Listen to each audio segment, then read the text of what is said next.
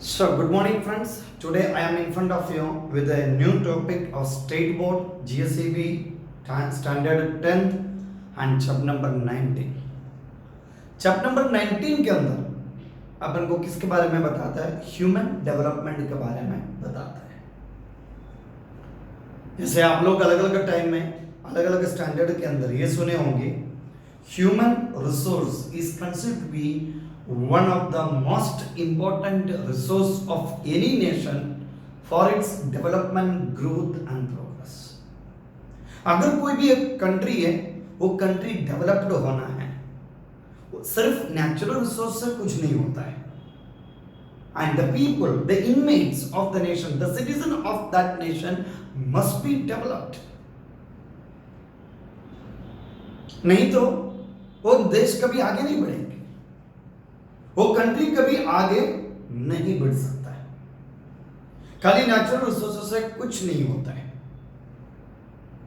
The inmates, the citizens, the people who reside in that particular country must be qualitative, must be innovative, must be talented. तो वो nation will have a speedy growth, and that speedy growth will lead that particular country towards the development. वो देश को development की तरफ बढ़ाता है. नहीं तो खाली a tremendous amount of people से कुछ नहीं होता है. ऐसा होते तो आज इंडिया, आज चाइना वर्ल्ड का सबसे डेवलप्ड कंट्री हुए होते हैं.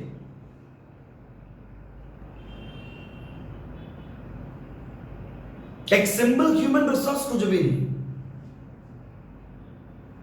और उससे कुछ नहीं होता है. सिंपल ह्यूमन रिसोर्स है और एक नेचुरल रिसोर्स है, इससे कोई भी कंट्री आगे नहीं बढ़ सकता है. एंड उसके लिए the people resided in that particular nation must be developed. And इसके लिए किसका होना जरूरी है? ह्यूमन डेवलपमेंट का होना जरूरी है. एंड उसकी एक बेस्ट एग्जांपल अगर अपन देखोगे, the people who resides in the developed countries and the people who resides in the developing countries, इन दोनों को जस्ट आप कंपेयर करो. अपन अगर आप कंपेयर करोगे, हमारी जो डेवलपिंग कंट्री में रहने वाला, हमारी जो मेंटालिटी है, डेवलप्ड कंट्री में रहने वाला जो पीपल की जो मेंटालिटी है, इन दोनों में काफी डिफरेंस है. और इसके अलावा जस्ट अपन एक प्रैक्टिकल अपन अपने देश में भी कर सकते हैं. The people who resides in the cities जो एजुकेटेड है, and the people who resides in the village जो इलिटरेट है, इन दोनों के बीच में कंपैरिजन करके देखो the difference, the approach, the way of speaking, the talent, the behaviour, the style of speaking, सभी में अपन को डिफरेंस देखने को मिलता है. क्योंकि an educated people, a person is a developed person. So उसी के बारे में क्या बता रहा है अपना चैप्टर के अंदर बता रहा है. How can one become a developed human. एक डेवलप्ड ह्यूमन बनना खुद के लिए भी, अपने परिवार के लिए भी, और साथ में अपने देश के लिए भी एक मोस्ट इंपॉर्टेंट थिंग है. नहीं तो we will behave, we will act, we will live just like a civilised beast. हम सब बीस्ट हैं. बीस्ट मीन्स जंगली जानवर. मे बी आप लोग भी, every human is considered to be a beast. हम भी जानवर, लेकिन वो बीस्ट क्या हो चुके? सिविलाइज्ड हो चुके हैं. And that makes the difference between the human and the man, sorry human and the animal. That's only one difference, because we are civilised beast, they are not without civilisation. We are cultured and they are not cultured. That's only one difference that make the human and the animals. So हम civilized होने की वजह से हमारे में कुछ changes है, हमारे में कुछ understanding है, हमारे में कुछ ethics है. क्योंकि हम भी सोसाइटी में रहते हैं और वो भी सोसाइटी में रहते हैं, लेकिन हमारी सोसाइटी और उनकी सोसाइटी में काफी डिफरेंस है. We are also social animals and they are also social animals. ये animal can never live without, अकेले रह नहीं सकता। द सेम है, no human can live alone without oneself। कोई भी इंसान ये नहीं बोल सकता नहीं मैं अकेले रह लूंगा, it's not possible, not at all possible, because we are civilised, we are a social animal है। सो जब हम एक सोसाइटी में रहते वक्त अपने जैसे नहीं है, there are different type of people in the society, there are different tempered people in the society, there are different characterized people in the society.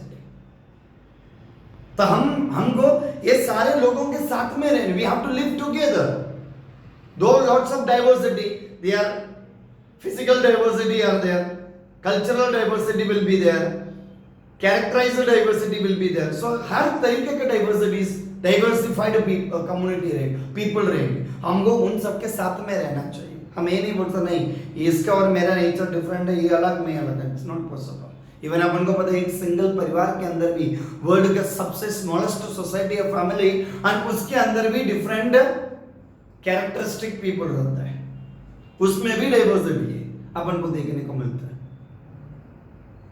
सो ऐसे रहते वक्त we have to follow certain ethics of the society, we have to follow certain rules and regulations, we have to follow certain terms and condition, and उसके लिए हमें क्या होना जरूरी है, डेवलप्ड होना जरूरी है। अगर हम डेवलप्ड होते हैं तो हम इन सबको समझ पाएंगे और उन सबके मुताबिक अपन कर पाएंगे। सो वैसे ये चैप्टर के अंदर बताया जाता है सेम थिंग, ये स्टडी हियर, अगर कोई भी व्यक्ति क्या होना है, आगे बढ़ना है, अगर कोई भी कंट्री आगे बढ़ना है, that human must be developed, that human must be developed, human होना जरूरी है। अब ये ह्यूमन किस तरह से डेवलप्ड हो सकता है? Now the question comes, how can a man become developed? How can a human become developed? We know every newborn baby is just like a new mobile, newly purchased mobile, एक पेटी pack mobile के जैसा है, totally blank है। और अपन को पता है अपन एक मोबाइल, नया मोबाइल परचेस किया, वो टोटली ब्लैंक है, उसके अंदर हम हमारी पसंद की चीजों को चाहिए तो अपन उसके अंदर क्या करना पड़ेगा, फीड करना पड़ेगा, we must download everything, download और फीड इट, तो ही उसके अंदर की सारी चीजें अपनी जो पसंद की चीजें मोबाइल के अंदर दिखाई देंगे। ऐसा तो नहीं चलो अपने मोबाइल परचेज किया, अपने घर पे ले जाके रखे 1-2 दिन तक, और तीसरे दिन उठाए तो मोबाइल चालू करो तो उसके अंदर के अपना पसंद का लोगों की फोटो पिक्स से लेके, अपने पसंद के ऐप से लेके, अपनी पसंद का कहते कॉन्टैक्ट नंबर से लेके सब कुछ उसके अंदर होना चाहिए, बोलोगे तो नहीं होगा, खाली मोबाइल रखने से नहीं होगा। अगर अपनी पसंद के अपनी जो पहचान वाला सारे लोगों को कॉन्टैक्ट नंबर और मोबाइल के अंदर चाहिए तो अपन को क्या करना पड़ेगा, we'll have to feed it। अगर हमें पसंद अपने पहचान वाले पसंद वाले लोगों को पिक्स उसके अंदर होना चाहिए तो अपन को उसके अंदर डाउनलोड करना पड़ेगा या फीड करना पड़ेगा। अगर अपनी पसंद के ऐप चाहिए we'll have to download it, तो ही होगा, ये तो खाली मोबाइल रखने से कुछ नहीं होता है। द ठीक उसी तरह से a newborn baby that comes into the particular society, and वो सोसाइटी के अंदर बोर्न होते ही इस तरह से कि न्यूली पेटी पैक मोबाइल के जैसे या न्यूली पेटी पैक कंप्यूटर की जैसा है। फिर वो बेबी क्या करता है, जिस सोसाइटी के अंदर वो बढ़ने लग जाता है, वो सोसाइटी से धीरे धीरे वो क्या किया जाता है, ऑब्जर्व करते जाता है, एंड फिर वो सोसाइटी जिस तरह से है ठीक उसी तरह से क्या जाता है, वो बच्चा बिहेव किया जाता है। That is why it is said a great man, कहीं बताया गया है कि क्या जाता है, अगर किसी भी फैमिली के बारे में जानना है उनके घर पे जाने की जरूरत नहीं, उनमें से एक बच्चे को बुला के 2 मिनट्स तक उसके साथ रहो, बातचीत करो, we will come across with what that family is.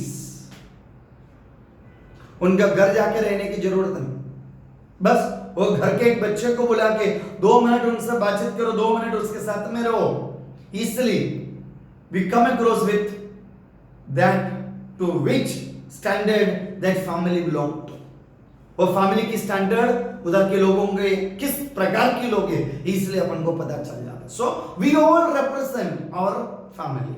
हम सब अपने परिवार को रिप्रेजेंट करता है. अपने ग्रुप में भी, अपने क्लास में भी बहुत सारे ऐसे बच्चे होंगे जो गाली गलौज करता है. जब भी वो कुछ बात करते उसका मुंह से गाली निकलता है, मिसबिहेव करता है, गलत काम करता है. तो इसका मतलब क्या हो जाता है, वो बच्चा अपने आप ये लाया हुआ नहीं है. जो परिवार के अंदर वो रहता है, वो परिवार के लोग भी ऐसा है. उसके मम्मी पापा और भाई बहन से लेके सब देखोगे, नहीं तो उसकी जो फ्रेंड सर्कल देखोगे, ऐसा फ्रेंड्स के साथ में रहते होंगे, ऐसी सोसाइटी के साथ में रहते होंगे, ऐसे मोहल्ले में वो रहते होंगे, ऐसे परिवार में वो रहते होंगे जहां पे हमेशा यही चलते रहता है. सो दोस्तों, मुझे ये बताना है, जब भी आप अपना घर छोड़ के दूसरी जगह की तरफ जाता है, तो एक बात आप लोग को ध्यान रख दीजिए, you represent your family, you represent your parents, you represent your brother and your sister, you represent your society. And आपको देख के, आपकी बिहेवियर को देख के, आपकी टॉकिंग स्टाइल को देख के, the other classes of the society desire how your family is, how your brothers are, how your sisters are, how your society is. ये बात ध्यान रखने का. हम जैसे भी बाहर निकलते हैं, एक बहुत बड़ी जिम्मेदारी को लेके निकलते हैं बाहर. भले वो स्कूल हो, भले वो कॉलेज हो, भले वो ग्रुप हो, कहीं पर भी हो, तो people observe us. And people observe us and people decide us about. People decide about us. Not only us, our family, our group, our society, सभी के बारे में डिसीजन अपने को देख के लेता है. इवन अपने के साथ बिहेव करने का भी, बातचीत करने का भी जरूरत नहीं है. अपना ड्रेसिंग स्टाइल से लेके, अपना टॉकिंग स्टाइल से लेके, अपने बिहेवियर को देके, अपने मूवमेंट्स को देके क्या जाता है, easily the other class, the other society, the other group of people, the other people can understand. So अगर अपने एक डेवलप्ड ह्यूमन के रूप में बिहेव करोगे, the society will think about us. देखो वो पर्टिकुलर बंदा कितना डेवलप्ड है, उसका बिहेवियर देखो, उसके एटीट्यूड देखो, उसकी वे ऑफ टॉकिंग देखो, उसका स्टाइल ऑफ वॉकिंग देखो, उसका ड्रेसिंग सेंस देखो. Everything is accurate, means belong to a developed community, belong to a developed society, belong to a developed family. Developed family मतलब है नहीं रिच हो, नो, इट्स नॉट नेसेसरी. वहां पे economy doesn't matter, but our behavior, our character, our talking sense, our way of behavior, our style, our walking style, our sitting style, our dressing sense, everything, each and everything proclaim that we belong to which class, we belong to which society, we belong to which family. तो इसीलिए ये बताया जाता है, अगर कोई भी एक कंट्री डेवलप्ड होना है, अगर कोई भी एक स्टेट डेवलप्ड होना है, अगर कोई भी एक फैमिली डेवलप्ड होना है, वहां का ह्यूमन डेवलप्ड होना जरूरी है. और जैसे मैंने एक बात बताया, एक न्यूबॉर्न बेबी जब वो सोसाइटी के अंदर आता है, that baby is totally blank. फिर वो प्रोजेक्ट क्या करता है, वो सोसाइटी में रह के वो अपनी तरफ अच्छाई हो बुराई हो वो ऑब्जर्व करता है, फिर वो प्रोजेक्ट करना शुरू करता है. जैसे ये बोर्ड है, ये बोर्ड टोटली ब्लैंक है, अगर मैं इसको इरेज करूं, इट इज टोटली ब्लैंक. फिर इसमें मैं जो लिखूं वही प्रोजेक्ट होंगे, वही दिखाई देगा. तो इसलिए कोई भी ह्यूमन डेवलप्ड होना है, तो सबसे पहले क्या होना जरूरी है, वहां का सोशल डेवलपमेंट होना जरूरी है. That society must be developed. जैसे कि एग्जांपल के रूप में मैंने आपको बताता हूं कि क्या जाता है, एक पैरेट था, एक पैरेट सेलर, पैरेट को बेचने वाले. एक दिन मार्केट के अंदर पैरेट को बेचते बेचते आखिरी उसका 2 पैरेट बच गए. तो उन्होंने सोचा कि क्या करिए, दोनों पैरेट को भी बेच के मुझे घर निकलना है, लेकिन कोई ले ही नहीं रहे थे, दो ही बाकी थे। वो सोच रहा था क्या करूं, तो अचानक से वहीं से एक साधु आया। तो उन्होंने सोचा चलो साधु सुंदर, उसको एक पैरेट किसे गिफ्ट में दे देता है, कुछ पुण्य अपन को मिलेंगे, साधु को, साधु संत लोगों को अपन दान देने से पुण्य मिलता है। तो उन्होंने सोचा चलो एक पैरेट उसको दे देता है। तो साधु को फ्री में वो पैरेट दे दी। अब एक और बाकी है। थोड़ा टाइम के बाद में गुंडा आए उधर से, और वो गुंडे क्या लेता है, हफ्ता लेता है। जैसे मार्केट बैंड होने का टाइम आ गया तो इसके पास भी आया, बोले ये आज का हफ्ता दे दो। तो पैरेट बेचने वाले ने बोला कि भाई आज मेरा कुछ बिक्री नहीं हुई, देखो बस यही अभी बाकी है, ज़्यादा कुछ है नहीं, क्या करें, अगर आपको ये पैरेट चाहिए तो मैं दे दूँ। तो गुंडे ने सोचा चलो ले जाते पैरेट, जो मिले वो। तो पिंजरे के साथ में, केज के साथ में उसको पैरेट दे दिया, वो भी पैरेट लेके गया। काफी डेज के बाद में, काफी महीनों के बाद में उन्होंने सोचा चलो एक बार तो ये पैरेट, दोनों गुंडे और एक साधु दोनों को पैरेट दिया है, तो एक बार विजिट कर लेते। तो वो साधु का आश्रम विजिट करने के लिए अपने पैरेट सेलर गए। तो वहीं पे पहुंचते ही उन्होंने देखा आश्रम के आगे पैरेट की जो बड़ी केज में पैरेट को रखा गया। वो पैरेट को देखते हुए पैरेट सेलर आइडेंटिफाई कर दिए, तो मैंने दिए हुए पैरेट है, बहुत खुश हो गया। तो पैरेट सेलर को दूर से देखते ही क्या जाता है, अपने पैरेट उनको विश करता है, जय श्री राम, जय श्री कृष्ण वगैरह बोले, हनुमान चालीसा बोलने लगे, गायत्री मंत्र पढ़ने लगे और भजन गाने लगे। तो ये सब देखते हैं पैरेट सेलर बहुत खुश हो गया। देखो मेरे पास था ये पैरेट, कुछ बोलते नहीं थे, लेकिन आज देखो वो ऑल द के विश करता है, जो भी लोग आता है उनको, और उनके सामने गायत्री मंत्र से लेके हनुमान चालीसा से लेके भजन वगैरह बिंदास कौन रिसाइट कर पा रहा है। पैरेट बहुत खुश हो गया अपने पैरेट को, तो गर्व हुई अपने को। तो उन्होंने सोचा चलो एक बार किसके, गुंडे का क्या जाता है, घर पे भी एक बार विजिट करते, वो पैरेट को भी देखते हैं, वो भी अच्छे हुए होंगे। तो गुंडे का घर विजिट करने के लिए गए। तो उधर भी उन्होंने देखा, तो गुंडे के घर के जो आंगन में उसके बड़ी केज है, केज के अंदर उसको लटका करके हैंग करके रखे थे। तो पैरेट केज के अंदर बैठे थे। तो वही उसने सोचा ये भी मुझे अच्छी तरह से विश करेंगे, अच्छा ये बिहेवियर से बात करेंगे। तो उसने नजदीक गया पैरेट का, एंड नजदीक पहुंचते ही क्या करना शुरू कर दिया, खतरनाक तरीके से लेटेस्ट सरस्वती हम बोलना शुरू कर दिया। आज तक पैरेट सेलर ने जिंदगी में नहीं सुना ऐसी गालियां। किसको सुनने के बोले, पैरेट सेलर को। पैरेट सेलर को देखते ही सिर्फ पैरेट सेलर ने, जो भी उधर से आते बिंदास पैरेट बैठ के द लेटेस्ट एडवांस्ड क्या कहते हैं, गालियों के ऊपर गालियां ठोकना शुरू कर दिया। इतनी खतरनाक नॉन स्टॉप, मुंह बंद किए फटफट फटफट करके गालियां इतना बक रहे थे वो पैरेट, और अपना किसको, पैरेट सेलर को कान बंद करके भागने ही पड़ा उधर से।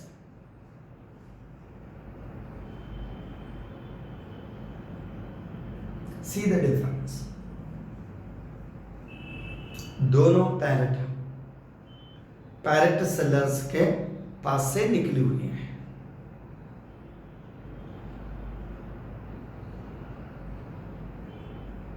और वो दोनों पैरेट सेलर के पास में थे।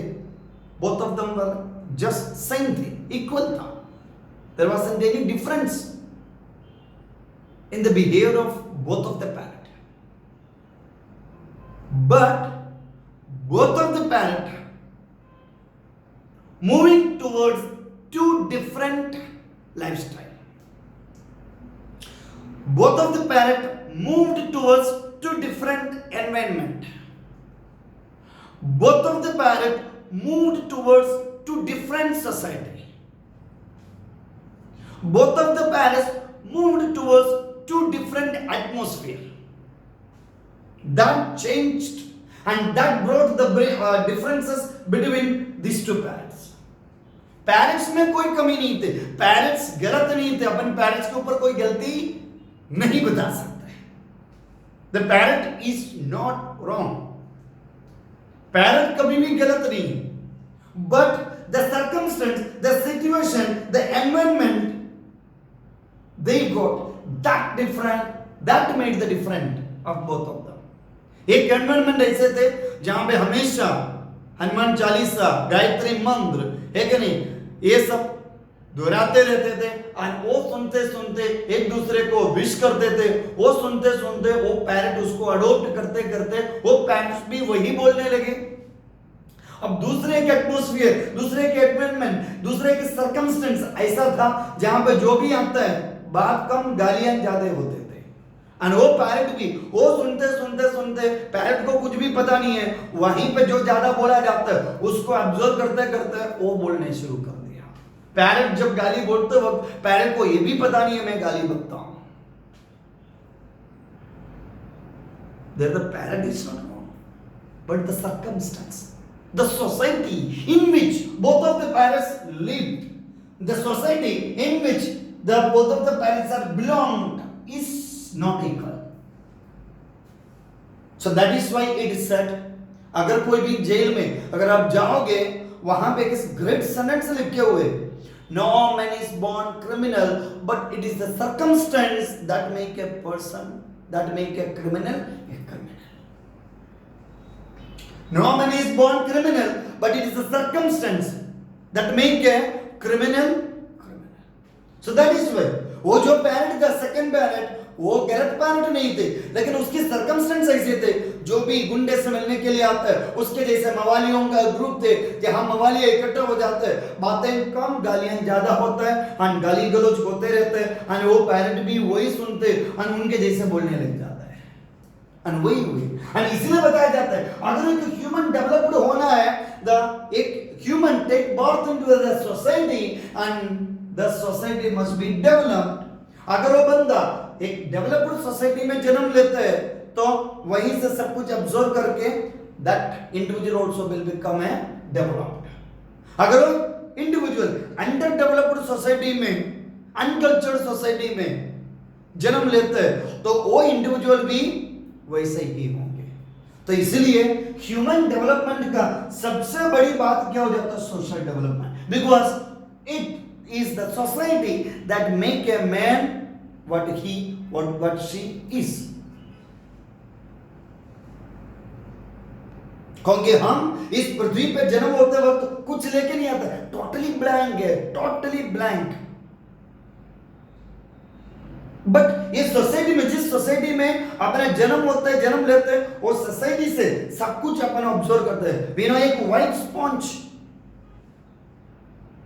इट इज टोटली व्हाइट, अगर उसको रेड वाटर में डालोगे तो रेड वाटर को ऑब्जर्व करेंगे, वही प्रोजेक्ट करेगा, रेड हो जाएगा। अगर उसको ब्लू वाटर में डालोगे वो स्पॉन्ज क्या करेगा, ब्लू वाटर को ऑब्जर्व करके ब्लू प्रोजेक्ट करेंगे।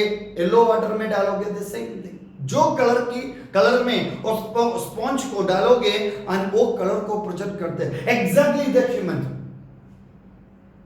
जिस सोसाइटी में अपन रहता है वो सोसाइटी से हम ऑब्जर्व करते हैं and we project that society. इसलिए ह्यूमन डेवलपमेंट का सबसे बड़ी बात है क्या हो जाता है, सोशल डेवलपमेंट का होना जरूरी है।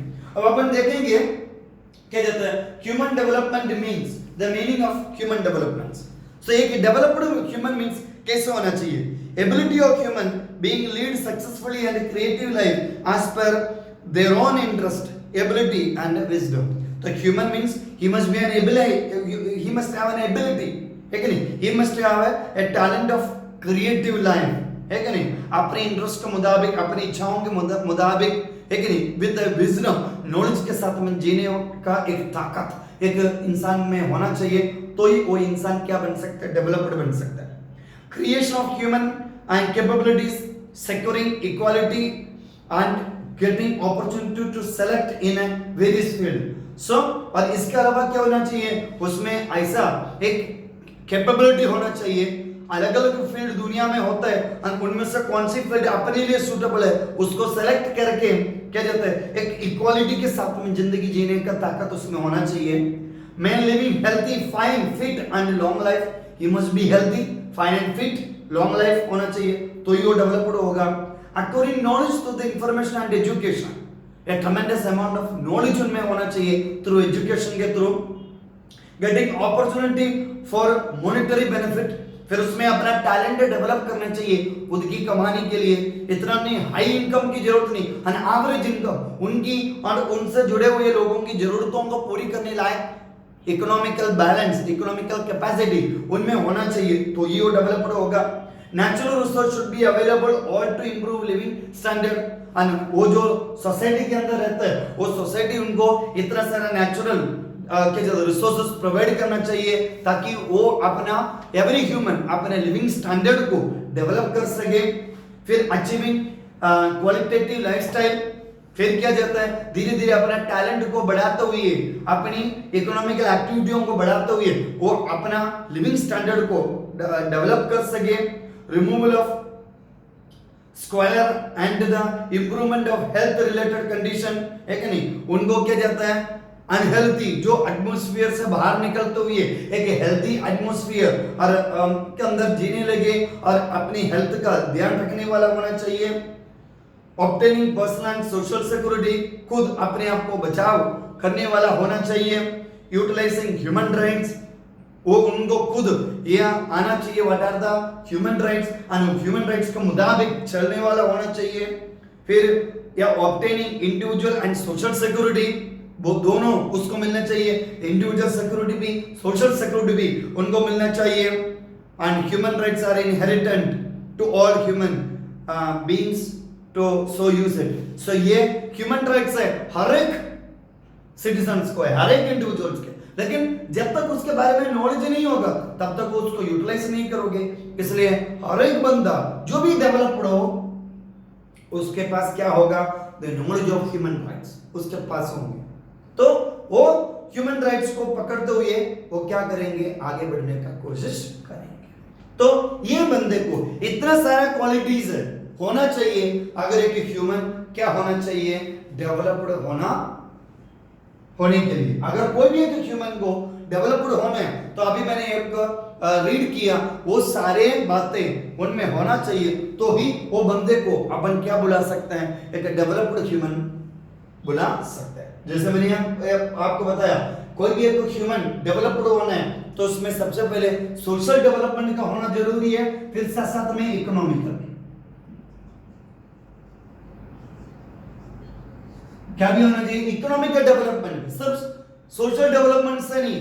सपोज नो डाउट मैंने एक अच्छे डेवलप्ड सोसाइटी में मेरा जन्म हुआ, मेरे कैरेक्टर अच्छा है, लेकिन क्या जाता है मेरे परिवार में और मेरे इसमें क्या जाता है मुझ में खुद क्या जाता है इकोनॉमिकल कंडीशन बहुत खराब है और जिसकी वजह से मैं एजुकेशन नहीं ले पा रहा हूं, then also I want become a developed human. Though I am born in a developed society but my economical condition is very low and if I am not able to get the education even then I won't become a developed।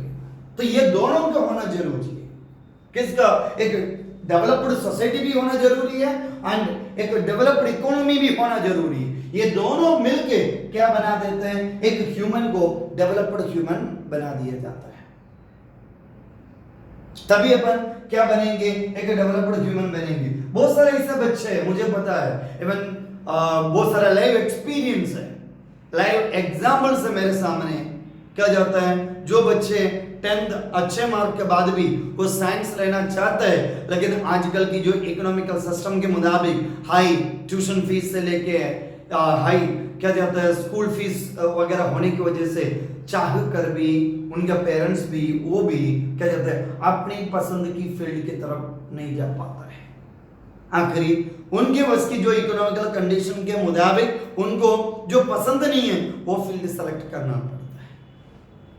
बच्चे चाहता है science में जाने का, लेकिन economical problems की वजह से उनके आर्ट्स में नहीं तो कॉमर्स में जाना पड़ता है एंड फिर हालात के साथ में समझौता करना पड़ता है। फिर जो क्या जाता है उनके ऊपर थोपा जाता है उसी को लेके चलना पड़ता है। हाँ, जिससे क्या हो जाता है जो उनमें जो टैलेंट है वो टैलेंट कभी डेवलप नहीं होता, उनकी जो पसंद की फील्ड में जाके वो जो जिस लेवल की तरफ पहुंचना चाहता है वहीं पे पहुंच नहीं पाता है। तो ये सब रीजंस होते हैं, इसलिए कहा जाता है कि अगर एक ह्यूमन डेवलप्ड होना है तो सिर्फ सोशल डेवलपमेंट नहीं इकोनॉमिकल डेवलपमेंट का भी होना जरूरी है। अब ये ह्यूमन डेवलपमेंट के बारे में स्टडी करने वाला एक यूनाइटेड नेशन का एक इंस्टीट्यूशन है जिसका नाम है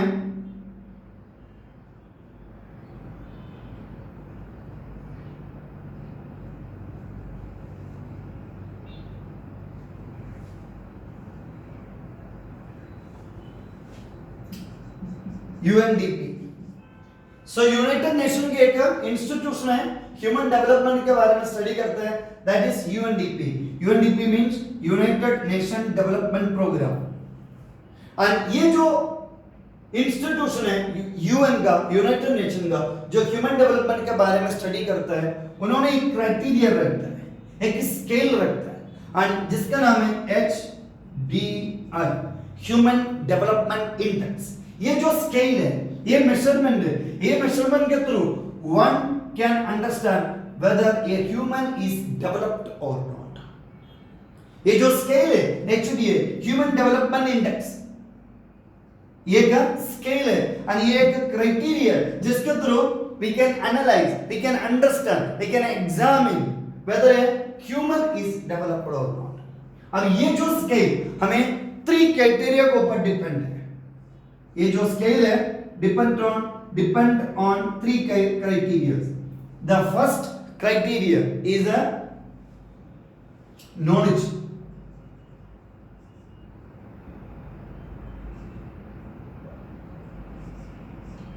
knowledge or education, knowledge or education. So the first criteria is knowledge or education. Second is health.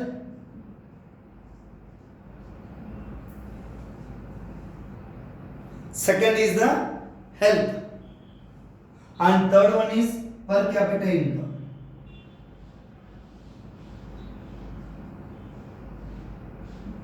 ये 3 चीजों के ऊपर एक ह्यूमन डेवलपमेंट डिसाइड करता है whether a person is developed or not. So in short, according to HDI, अगर कोई भी एक ह्यूमन डेवलप्ड होना है तो उनमें ये तीनों का होना जरूरी है।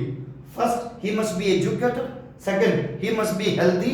And third, he must have a sufficient income to fulfill one's own necessities. ये तीनों को होना जरूरी है। जब ये तीनों है एक के अंदर, तब वो जो ह्यूमन क्या रहेगा, डेवलप्ड ह्यूमन रहेंगे।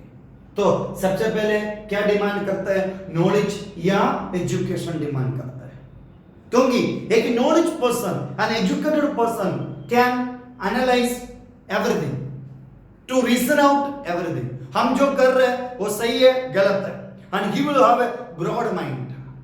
न्यू आइडियोलॉजियों को अडॉप्ट और एक्सेप्ट करने का ताकत उसके दिमाग के अंदर है। They won't be never a narrow mindedness. Social ideologies, अलग अलग आइडियोलॉजीज को इजीली वो क्या कर सकते हैं, एक्सेप्ट और अडॉप्ट कर सकते हैं। He won't blindly imitate anything and everything. वो कर रहा है, चलो अभी वो भी हम भी करें। No, he will think out, वो कर रहे तो क्यों कर रहे हैं, फिर सोचेंगे मुझे करना है नहीं करना है। Imitation won't be there. No superstition, no blind faith, इन सब से वो दूर रहता है।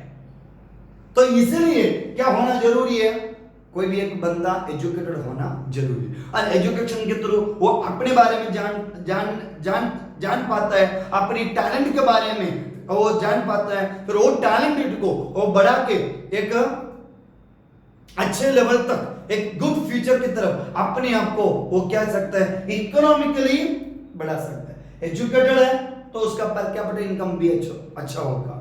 अगर वो इलिटरेट है then he won't be able to fulfil one's own basic needs and the related people's basic needs.